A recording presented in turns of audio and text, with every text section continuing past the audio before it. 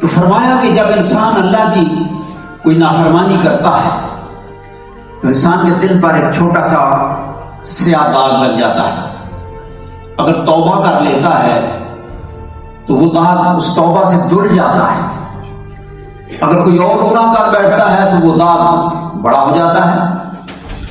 اسی طرح سے انسان لگاتار داغ لگاتا رہتا ہے اپنے دل کے اوپر گناہوں کے ساتھ، اور یہاں تک کہ اس کا دل سیاہ ہو جاتا ہے، بالکل اسی طرح جس طرح لوہا زنگ کے ذریعے اس کا رنگ بدل جاتا ہے. تو جس طرح سے اس لوہے پر زنگ آلودہ لوہے پر کوئی رنگ نہیں چڑھتا، وہ قیمتی نہیں بنتا، اس کی خوبصورتی عیاں نہیں ہوتی، اور اس سے کوئی اچھا کام نہیں لیا جا سکتا.